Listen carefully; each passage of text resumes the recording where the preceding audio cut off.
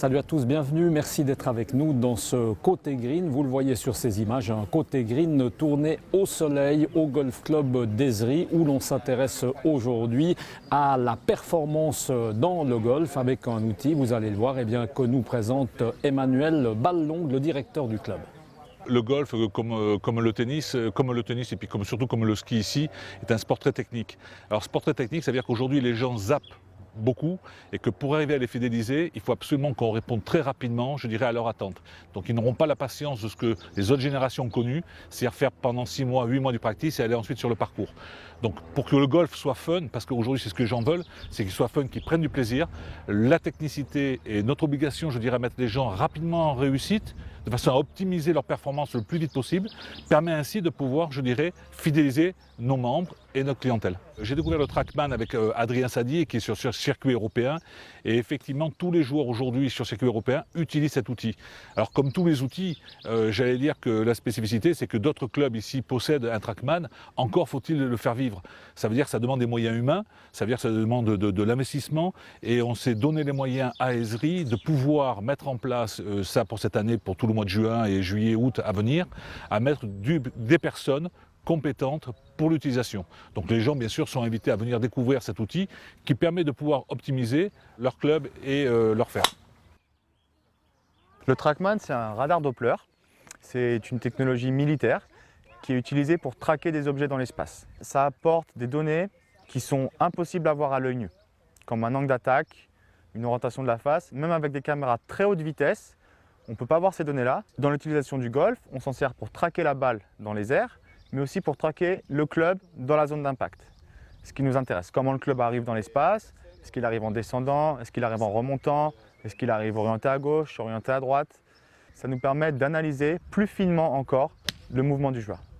On va te regarder taper quelques balles avec ton propre club. À partir de là, je vais collecter des données. Nous avons 26 données différentes. On n'utilise pas les 26 données à la fois. On utilise seulement celles qui sont pertinentes pour le moment donné, pour aider le joueur en question. Si je veux apporter une modification technique, j'ai une confirmation dans les chiffres si mon mouvement a changé ou pas, dans la bonne direction ou pas la bonne direction.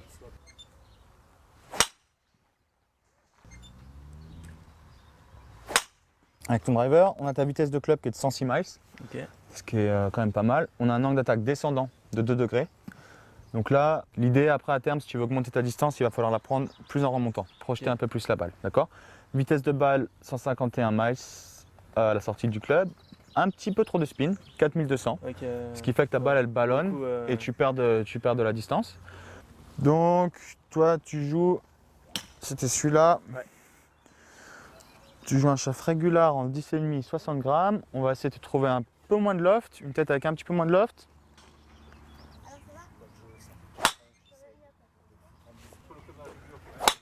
En vitesse de club, on passe de 106 miles à 111 miles.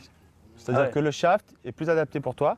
Donc là, maintenant, tu peux vraiment accélérer dans la balle. On passe de 226 mètres total à 258 mètres total.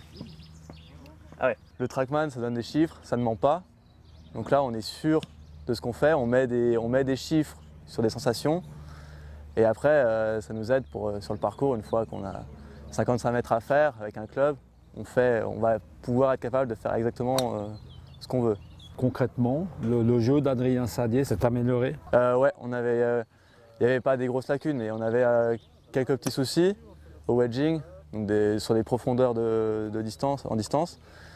Et donc maintenant on arrive un peu à se resserrer autour du drapeau et donc on se crée plus d'occasions de birdie, quoi. Beaucoup de professionnels de golf utilisent pour leur entraînement des champions reconnus comme Tiger Woods, Rory McIlroy, tous les champions du PGA Tour. Sur le PGA Tour, ils en ont tous un. Sur l'European Tour, c'est très souvent qu'on en voit. Mais c'est aussi une technologie qui est disponible pour les amateurs en club désireux de progresser. Super.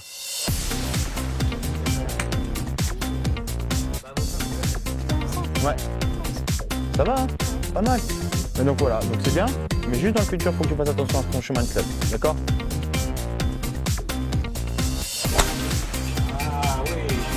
C'est propre ça.